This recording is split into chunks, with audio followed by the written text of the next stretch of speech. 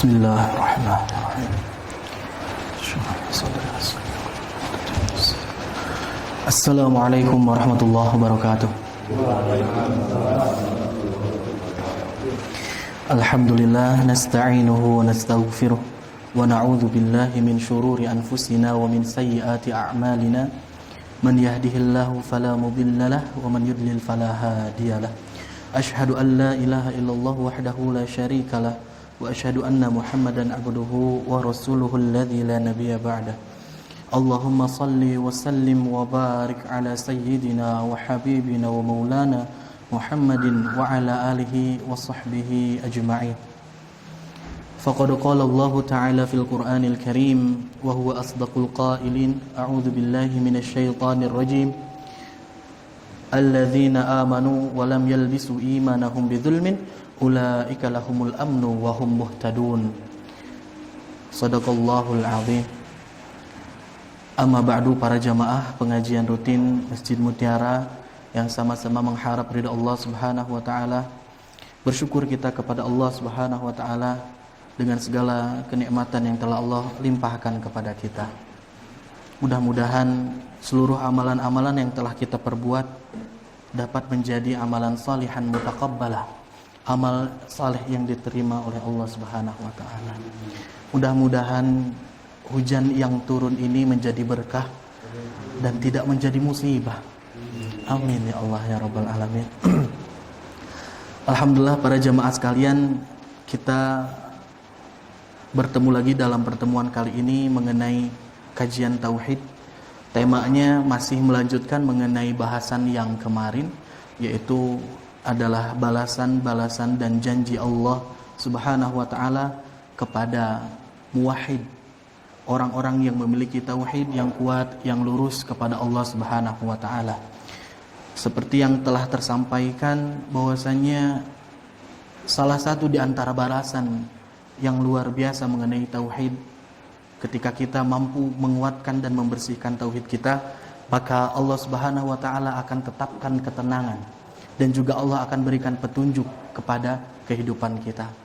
Alladzina amanu, yaitu orang-orang yang mereka beriman, walam yalbisu, dan mereka tidak mengenakan imanahum, sesuatu dengan keimanan mereka, ataupun diterjemahkan oleh departemen keagamaan di kita, yalbisu di sini adalah mencampur adukan imanahum, kecintaan keimanan, bidzulmin, dengan kezaliman.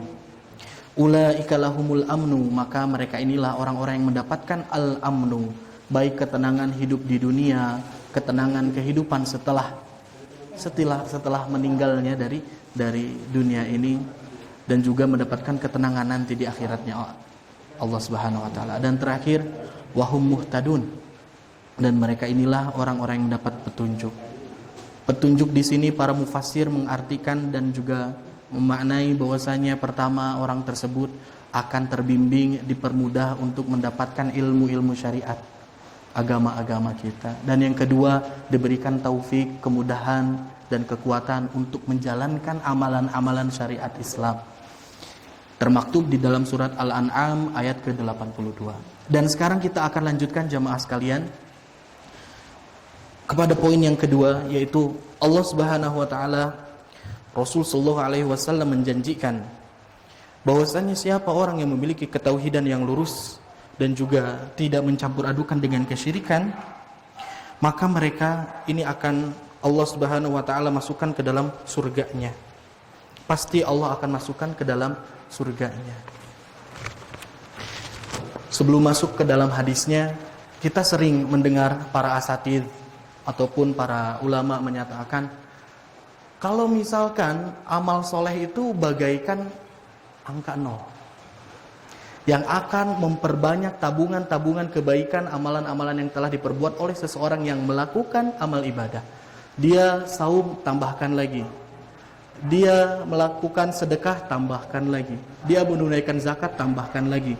Dan pangkal intinya adalah sholat. Sholat inilah yang akan memberikan nilai, sehingga tambahan-tambahan amal setelahnya itu tidak hampa, tidak menjadi sesuatu yang kosong. Ketika kita terus melakukan amal soleh, ditambahkan tabungan amal kebaikannya. Karena ada sholat. Maka dari itu, sholat seseorang ketika dia beres sholatnya, hisabnya beres. Kalau sholatnya nggak beres, maka hisabnya pun tidak akan beres. Nah, namun tauhid ini melebihi dari angka 1 untuk sholat ini sendiri. Sah tidaknya nominal dan tabungan amal kebaikan seseorang itu disahkannya dengan tauhid.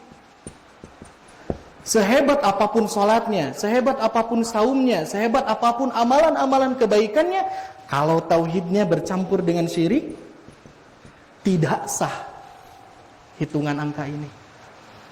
Saya sering analogikan ke anak-anak yang belajar itu dengan analogi.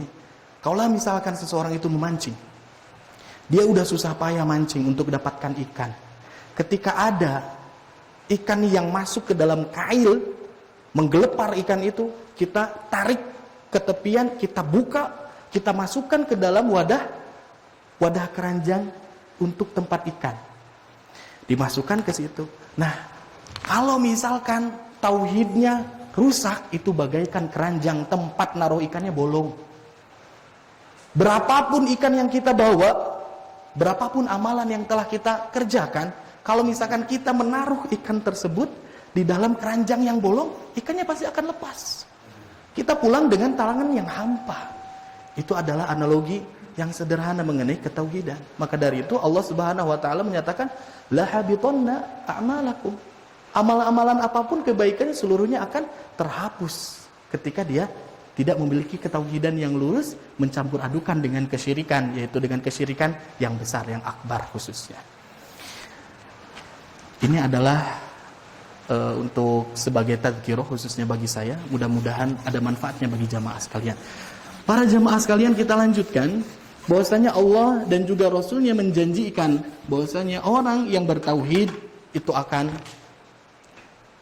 dimasukkan ke dalam surga. Hadisnya banyak. Saya akan memilih setidaknya ada 3 hadis yang dikategorikan sebagai hadis yang sahih. Hadis yang terterima dari sahabat Ubadah. Sahabat Ubadah radhiyallahu anhu. Mudah-mudahan Allah meridhoi kepadanya. Ubadah mendapatkan sabda dari Nabi sallallahu alaihi wasallam dan memberitahukannya kepada sahabat yang lain. Kata Nabi sallallahu alaihi wasallam, pertama, ketika ada orang yang dia bersyahadat, bersaksi, anna la ilaha illallah wahdah wa la yusyrika bihi syai'an. Nah, siapa orang yang bersahadat, bersaksi dengan sepenuh hati dan jiwanya, anna la ilaha illallah, ini poin intinya, dia meyakini bahwasanya tidak ada ilah, sesembahan apapun yang berhak untuk disembah melainkan Allah Subhanahu wa taala wahdah, semata. Wahla yusyriku bihi syai'an, dan dia tidak mempersekutukan. Enggak ada syirik.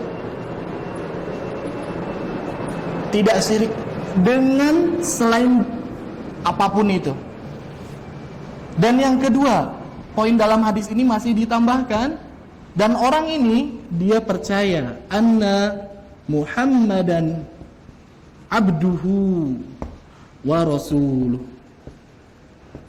Percaya bahwasanya Nabi Muhammad adalah hambanya Allah Subhanahu wa taala dan juga utusan yang benar datang dari Allah Subhanahu wa taala.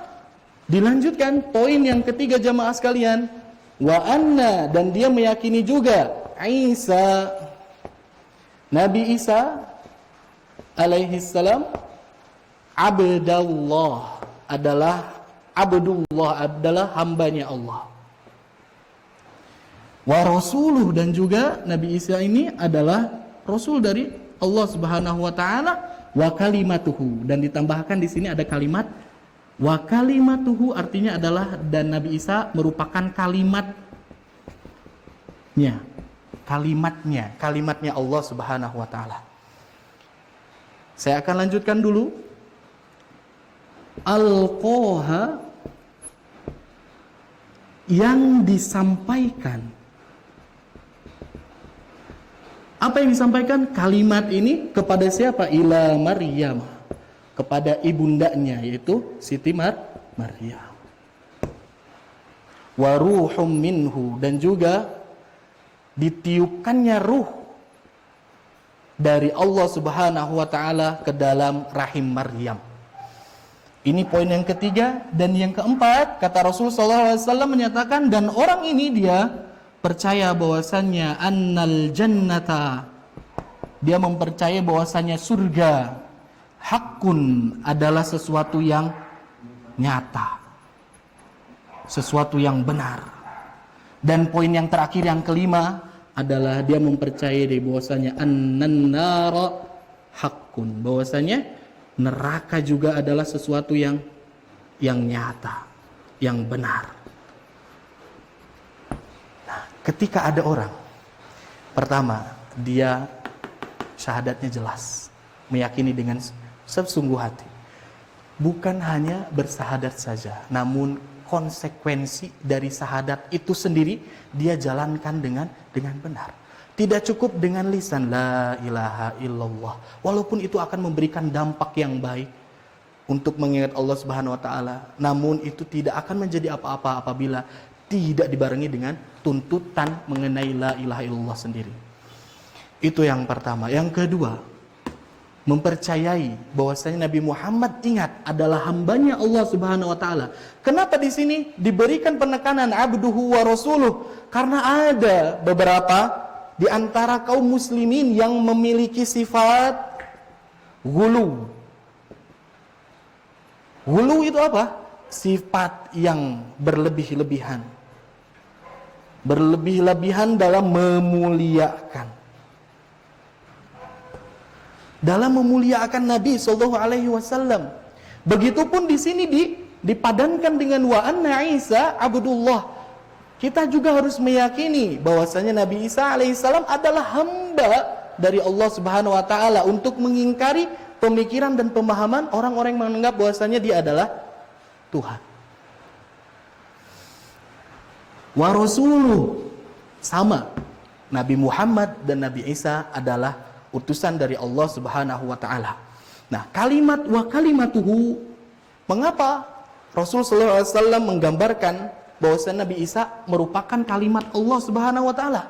Karena Nabi Isa itu, jamaah sekalian, dipersamakan oleh Allah Subhanahu wa taala penciptaannya itu dengan Nabi Adam. Inna mathala Isa indallahi kamathali Adam, khalaqahu min turab. Kata Allah Subhanahu wa taala, Nabi Isa itu diciptakan dari turab.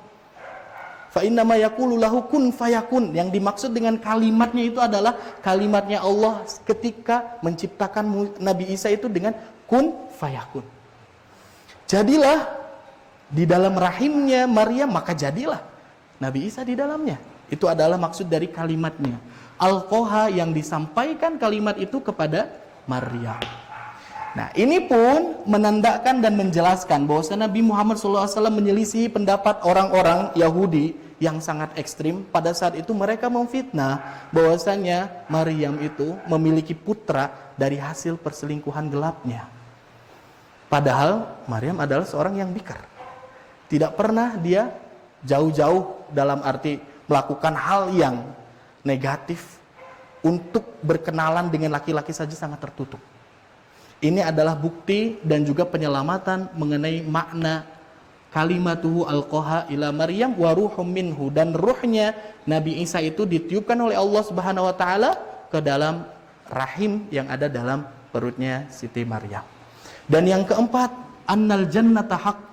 Ketika seseorang meyakini bahwasanya surga itu benar adanya, dipersiapkan bagi orang-orang yang bertakwa, dan juga annan nar haq, dan juga neraka itu dipersiapkan benar-benar untuk orang-orang yang durhaka, orang-orang kafir dan orang-orang yang musyrik. Nah, maka jamaah sekalian, Kalau misalkan kelima poin ini sudah ada di dalam diri seseorang, apa balasan dari Rasulullah SAW mengakhiri dari sabdanya ini? Rasul menyatakan, adkhalahullah al-jannah.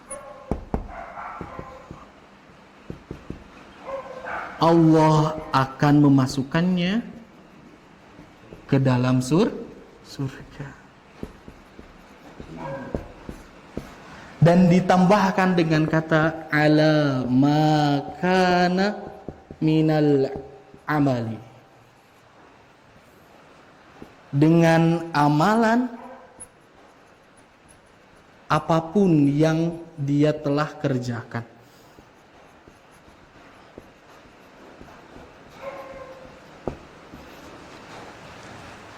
Ini adalah janji bahwasanya seorang yang memiliki tauhid yang kuat dengan menguatkan kelima poin itu, maka dia akan dimasukkan ke dalam surga oleh Allah Subhanahu wa taala dengan amalan apapun yang telah dia kerjakan.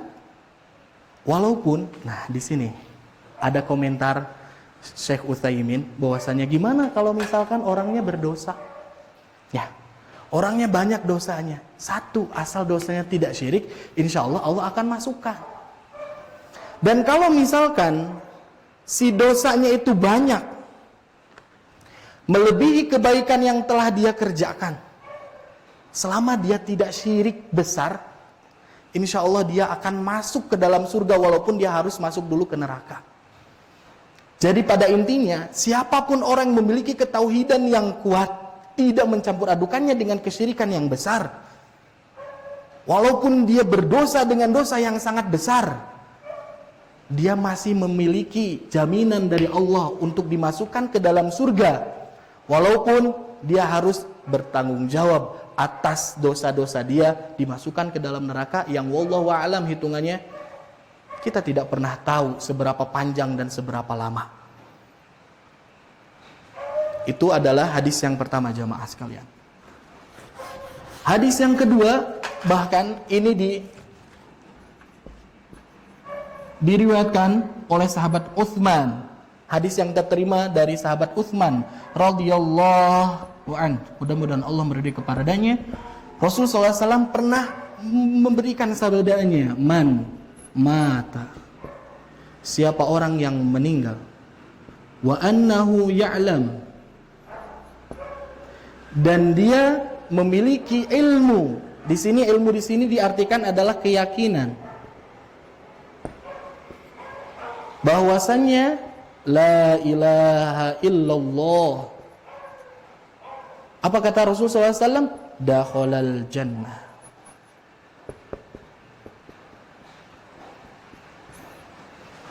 Ketika ada orang yang dia meninggal dalam keadaan sadar dan meyakini bahwasannya tidak ada Tuhan melainkan Allah Subhanahu wa taala, dia akan memasuki surga. Pasti akan masuk surga. Dan menurut Syekh Utsaimin, seseorang memasuki surga itu, jamaah sekalian, ada beberapa tahapan, ada beberapa kategori. Ada yang pertama, dia itu masuk bi ghairi hisab, tanpa hisaban, langsung masuk ke dalam surga. Ada yang dengan hisab, walaupun hisabnya menyulitkan, ketika ditimbang amalannya itu pas-pasan, tapi ternyata amalan baiknya melebihi dan lebih besar dibandingkan amalan buruknya, dia akan mendapatkan surga. Dan yang ketiga adalah orang yang ketika dihisab ternyata amal buruknya itu lebih besar, maka dia akan memasuki surga. Konsekuensi atas dosa yang telah dia kerjakan, masuk neraka, dan setelah itu akhirnya ujungnya dia akan memasuki surga juga. Syaratnya apa untuk masuk surga itu adalah tauhid. Sampai sini ada yang mau dipertanyakan dulu? Dan ini adalah pemahaman Ahlus Sunnah wal Jamaah. Kitab-kitab apapun yang dirangkai dan disusun di luar kaum-kaum Murji'ah dan Mu'tazilah yang tidak mengakui bahwasannya bahwasannya seluruh Muslim itu akan masuk surga dengan keimanannya. Nah, dia itu tidak meyakini terhadap hadis ini. Walaupun ini hadis keluar dari siapa? Muttafaqun alaih. Bukhari dan Muslim. Memiliki derajat yang paling tinggi setelah Al-Qur'an. Para jamaah sekalian, syaratnya tauhid. Kalau misalkan tauhidnya rusak, maka dia akan kekal di neraka. Itu sudah.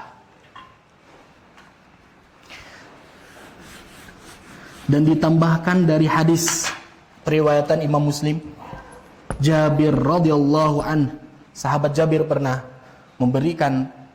mendapatkan hadis dari Nabi sallallahu alaihi wasallam, memberikan kepada para sahabat yang lain, siapa orang yang meninggal, man mata la yusyriku bihi syai'an, ditambahkan ini bihi syai'an, dakhalal jannah.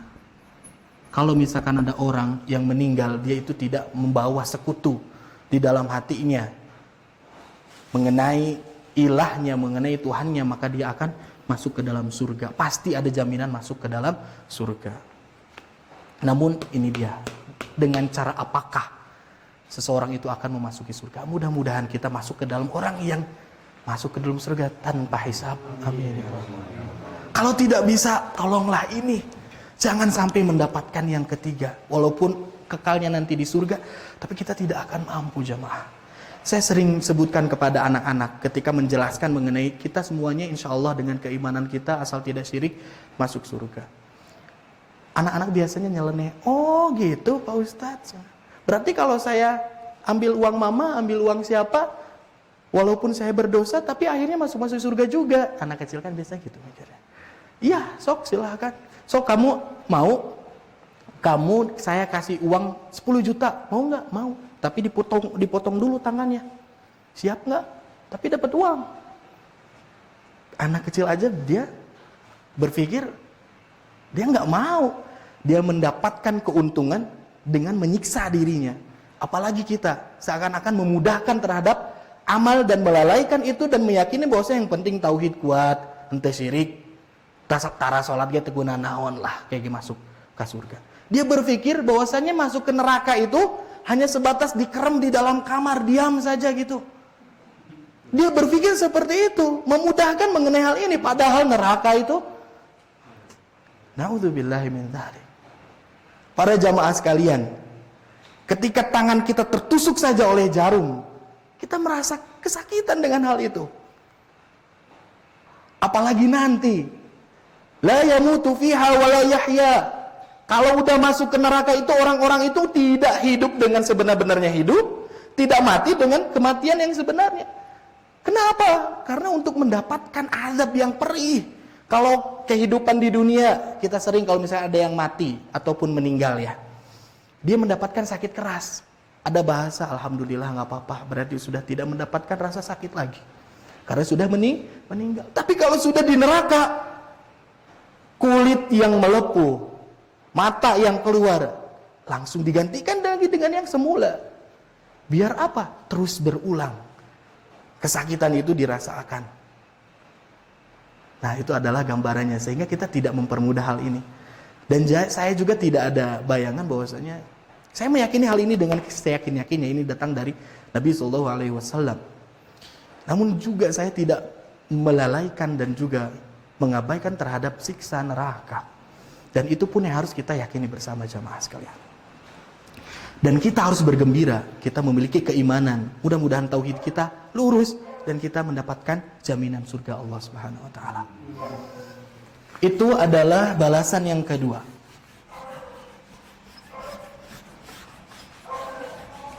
Adapun balasan yang ketiga jemaah sekalian, ini kebalikannya. Kalau seseorang sudah diberikan jaminan untuk dimasukkan masuk masjid, astagfirullah.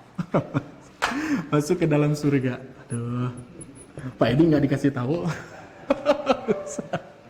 Aduh, mohon maaf ya jemaah sekalian. Oke, yang kedua adalah diharamkannya seseorang itu untuk masuk neraka. Ini cukup menarik hadisnya. Setidaknya saya akan bacakan 2 hadis yang insya Allah sudah diteliti. Ini adalah hadis yang sahih. Ini hadis yang pertama datang dari sahabat Itban radhiyallahu anhu. Mudah-mudahan Allah meridai kepadanya.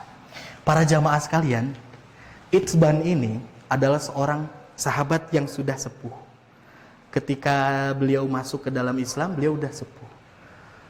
Namun memiliki tingkat keilmuan yang luar biasa. Sahabat yang termasuk adalah sahabat yang senior. Hingga sahabat Itzban ini dipercaya oleh kaumnya untuk menjadi imam. Karena jarak rumah perkampungannya dengan Madinah itu agak jauh. Maka dari itu, Itzban itu selalu mengimami terhadap para kaumnya ini, jamaahnya. Hingga pada satu saat, karena sering diimami di salah satu tempat sahabat, di rumahnya beliau langsung, nah, ingin rumahnya itu disahkan oleh Nabi SAW dijadikan masjid atau dijadikan tempat sholat. Hingga diundanglah Nabi SAW untuk datang masuk ke rumahnya dan mengesahkan dengan melakukan sholat, mengimami sholat langsung oleh Nabi SAW. Nah, dan kondisi pada saat itu Itzban ini adalah seorang yang sudah tua sampai-sampai matanya itu sudah tidak bisa melihat. Dan ketika Nabi SAW sholat, setelah itu Nabi selesai sholat, hingga akhirnya Itzban ini sangat senang dengan kedatangan Nabi ke rumahnya, diberikan seluruh jamuan yang terbaik, makanan, minuman, seluruhnya diberikan oleh sahabat Itzban radhiyallahu anhu. Dan setelah itu jamaah sekalian, ketika sedang makan-makan dengan para sahabat yang lain, tiba-tiba ini termasuk Itzban dan juga dari kaumnya yang lain sedang mengungkapkan dan juga menceritakan salah seorang yang mengaku sebagai sahabat Nabi, yang mengaku sebagai orang yang beriman, namun diketahui oleh Itzban dan juga sahabat-sahabatnya di perkampungan itu, dia adalah orang yang munafik. Jadi nuju ngobrol ke Nabi salares nama itu teh orang munafik. Si itu teh kieu, si itu teh kieu. Sedang memberitahukan berita kepada Nabi SAW. Dan disebutkan bahwasanya orang yang dianggap munafiknya ini adalah Malik bin Ad-Dukhshum. Nah, ketika mendengar itu, Nabi SAW langsung mencegah obrolan itu. Cukup. Apakah kalian tidak mendengar bahwasanya orang yang kalian ceritakan itu adalah orang yang mengatakan La ilaha illallah Muhammadur Rasulullah. Dia adalah orang yang bersyahadat. Dan lantas Nabi SAW menyebutkan fa innallaha harrama 'alan nari. Sesungguhnya Allah Subhanahu wa taala benar-benar mengharamkan atas neraka. Siapa? Man qala, terhadap orang yang telah mengatakan, berikrar la ilaha illallah. Dan juga Nabi SAW menyatakan yabtaghi, ini tambahannya, bidzalika wajhallah. Siapa orang yang telah bersaksi dan menyatakan la ilaha illallah Muhammadur Rasulullah dengan syahadat yang mantap, ya bertagi, dan dia itu mengharap. Mengharap apa? Dengan ucapan syahadatnya itu, dengan ketauhidannya itu, wajah Allah.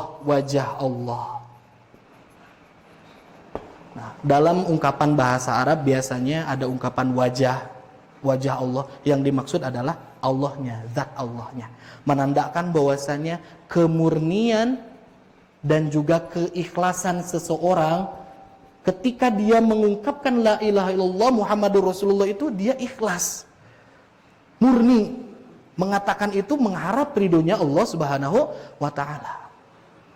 Jamaah sekalian, ini adalah sesuatu yang sangat jelas. Dari hadis ini, Syekh Utsaimin dan juga Syekhul Islam Ibnu Taimiyah menyatakan faidah yang pertama, kalau misalkan ada orang nyebutin cuman la ilaha illallah Muhammadur Rasulullah tanpa dibarengi dengan keikhlasan, maka itu dianggap sesuatu yang bohong. Sama saja seperti orang munafik. Dia menutupi dirinya dengan hiasan-hiasan zahir, batinnya dia rusak. Maka dari itu kita harus pertama ikhlas. kita menyebutkan la ilaha illallah Muhammadur Rasulullah, tidak menyekutukannya dan juga menjalani konsekuensi dari la ilaha illallah Muhammadur Rasulullah. Itu yang pertama. Dan yang kedua, jamaah sekalian, kata yabtaghi di sini ibtigho diartikan juga sebagai mencari. Dan ketika seseorang mencari, maka dia perlu usaha. Ada amal, ada usaha yang dia kerjakan untuk mencari keikhlasan dalam mengungkapkan la ilaha illallah. Dengan cara apa usahanya? Dengan cara amalan-amalannya. Dia mengerjakan sholat, dia mengerjakan zakat, dia menunaikan seluruh apapun yang diwajibkan atas syariat Islam. Karena apa? Untuk mencari keikhlasan. Untuk Allah Subhanahu wa taala ada usaha. Dan ketika usaha ini muncul, maka mungkin keluar ada hasilnya. Ada orang yang mungkin mendapatkan hasil dari usahanya 100%. Nah, maka ini dikembalikan kepada pengharamannya. Maka Allah benar-benar haramkan bagi dia mengenai neraka itu mutlak. Keharaman masuk neraka itu ada yang mutlak. Dalam arti dia tidak disentuh sama sekali. Tidak disentuh sama sekali masuk ke dalam neraka. Hasil dari mencarinya, hasil dari ibtighonya, orang mungkin ada yang 50%. Dia di tengah-tengah. Mungkin ada yang kurang. Tergantung dengan amal baik dan juga amal buruknya. Kalau hasil carinya sedikit, kalau keikhlasannya tidak sempurna, ketika ada syirik-syirik yang bercampur dengan keimanan dan juga amal-amalannya, maka pengharamannya pun tidak akan sempurna. Cuman yang membedakan, jamaah sekalian, adalah di sini yang dibedakan adalah syirik besar dan syirik kecilnya. Ini menurut Syekh Ibnu Taimiyah, Syekhul Islam menyatakan, kalau misalkan ada orang yang dia itu tidak melakukan syirik, baik yang besar ataupun yang kecil, dan dia benar dengan tauhidnya, maka dia kekal di surga. Saya buat sepertinya agar lebih memudahkan. Yang kedua, ada orang yang dia berbuat syirik. Syiriknya syirik dua-duanya, besar dan kecil. Otomatis dia tidak bertauhid. Maka dia kekal di neraka. Kalau misalkan ada orang yang dia melakukan syirik, tapi syiriknya syirik kecil,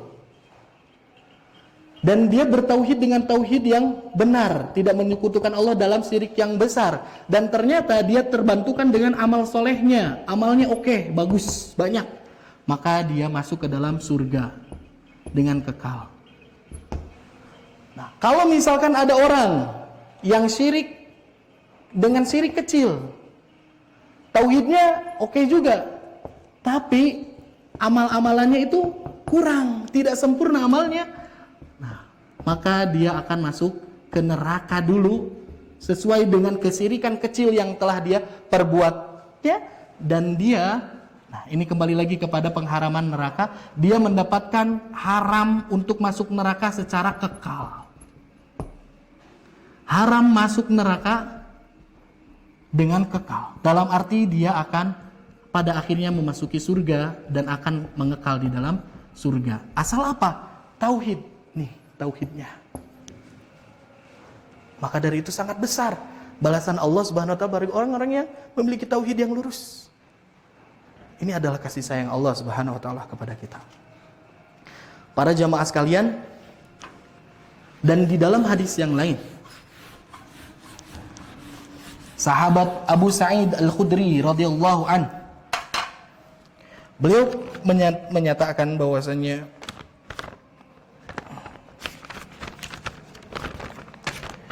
ketika ada orang yang masuk ke dalam neraka, kata Rasulullah SAW, keluarkanlah mereka seluruhnya, keluarlah mereka seluruhnya dari neraka. Minan nar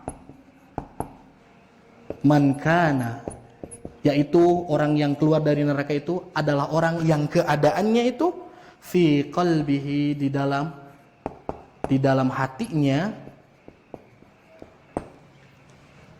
ada apa? Ada mithqalu, ada sedikit saja, habbatin, secercak saja di dalam hatinya, min khardalin, minal iman. Kalau misalkan ada saja di hatinya keimanan kepada Allah dengan lurus, dia tidak berbuat syirik selama hidupnya, syirik besar, nah insya Allah dia akan mendapatkan jaminan dari Rasulullah SAW untuk keluar dari neraka. Ini hadisnya sangat jelas. Sampai-sampai diceritakan di dalam hadis qudsi, Allah Subhanahu wa taala memerintahkan kepada orang-orang yang sudah sangat lama mengekal sudah lama di dalam neraka, ketika ada keimanan walaupun hanya sebesar biji sawi saja, kata Allah, keluarkan. Walaupun dia sudah terurai menjadi arang, diangkat dan disatukan dengan syafaat dari Allah Subhanahu wa taala, dia dibersihkan dan disuruh menuju ke dalam surga. Ketika menapaki jalan menuju surga, dia berpikir, saya udah lama banget di neraka, kayaknya surga penuh. Menengok kepada Allah Subhanahu wa taala, ya Allah, surga penuh. Kata Allah, tidak, lanjutkan. Jalan lagi, dia pikir lagi, wah kayaknya udah penuh, saya udah terlalu lama di neraka. Balik lagi, ya Allah, surganya penuh. Apakah engkau ingin menertawaiku? Apakah engkau itu ingin membuat lelucon terhadap diriku? Seperti itu. Saking gak percayanya orang ini mendapatkan kenikmatan setelah dia disiksa di dalam neraka.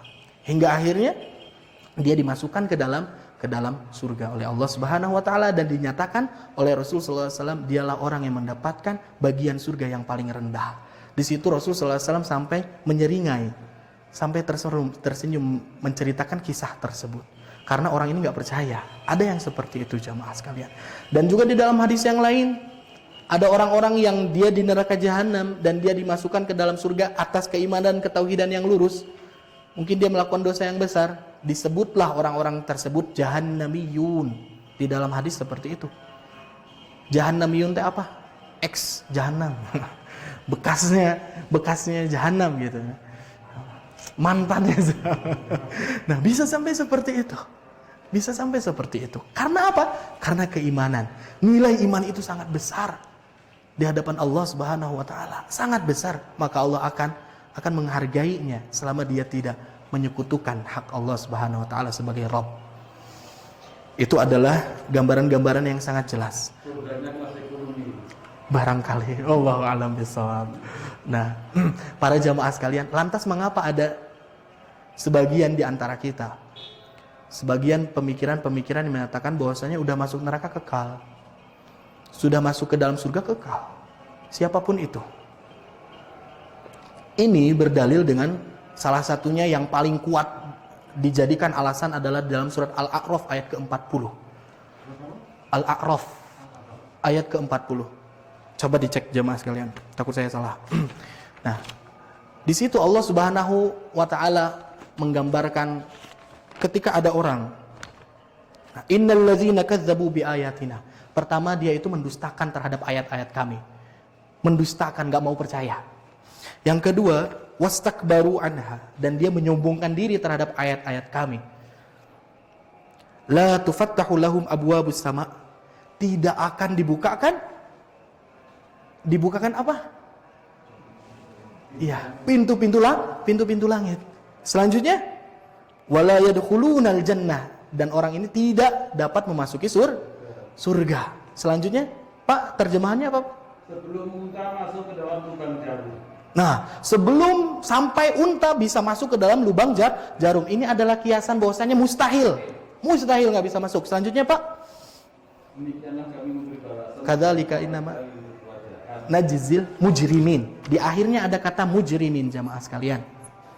Kalau kita hanya membaca teks terjemahan saja, pasti ketika ada kata ini disebut jahat atau berdosa atau durhaka, biasanya teksnya gitu dalam artiannya. Dan ternyata di tafsiran manapun, kitab manapun, yang paling sederhana saja di kitab tafsir Jalalain itu dinyatakan bahwasanya mujrimin di sini adalah orang yang berbuat jahat, yaitu dengan kejahatan musyrik, dengan kekafiran, orang-orang kafir yang dimaksudkan di sini. Jadi kalau orang mukmin dia diberikan ada peluang bahwasanya abwabus sama itu, pintu-pintu langit itu masih dibukakan oleh Allah Subhanahu wa taala. Karena Allah Subhanahu wa taala menyatakan sendiri kan, Allah tidak akan mengampuni dosa syirik dan akan mengampuni selain dari itu seluruhnya bisa. Dosa besar apapun. Nah, kalau kita hanya mengambil dari teks itu saja, kita akan terjebak jamaah sekalian. Maka dari itu harusnya dibarengi dengan apa? Tafsiran para ulama, dilihat lagi penjelasan Nabi SAW mengenai hal tersebut. Nah, itu salah satunya. Dan salah satu yang memotivasi seseorang sehingga berpikir bahwasanya kekal neraka, kekal surga, itu salah satunya apa? Karena seakan-akan tidak rela. Kalau misalkan ada orang udah berjuang nih, mati-matian beramal soleh, tauhid kuat segala macam, udah masuk surga, masa dipersamakan nanti di surga bersama orang-orang yang berbuat dosa? Ataupun yang kedua, takutnya ketika ada pikiran bahwasanya seluruh muslim yang memiliki tauhid yang benar, yang lurus, walaupun berdosa nantinya akan masuk surga, seakan-akan itu takut ada orang yang mengecilkan mengenai perkara amal. Jadi ngasal amal teh, tidak ada percaya dan keyakinan nanti saya masuk surga. Nah, salah satunya itu. Maka dari itu kita harus memiliki ini, akidah ahlus sunnah wal jamaah itu di situ. Tidak menghukumi orang-orang yang berdosa besar sekalipun di luar syirik, dia adalah orang yang keluar dari agama. Enggak. Dosa besar itu tidak mengeluarkan seseorang dari agama. Dia jadi fasik saja, tidak keluar jadi kafir selama dosanya tidak syirik besar. Itu catatan intinya jamaah sekalian. Wallahu a'lam bishawab. Mudah-mudahan dapat difahami. Mohon maaf atas segala kesalahan dan kekurangan. Bila ada sesuatu yang nanti ingin dipertanyakan, insya Allah nanti kita akan diskusikan kembali. Baiklah jamaah sekalian, kita tutup pertemuan kita pada malam kali ini dengan bacaan hamdalah, alhamdulillahirabbil alamin, dan juga doa kifaratul majlis, subhanakallahumma wa bihamdika asyhadu an la ilaha illa anta astaghfiruka wa atubu ilaik. Wassalamualaikum warahmatullahi wabarakatuh.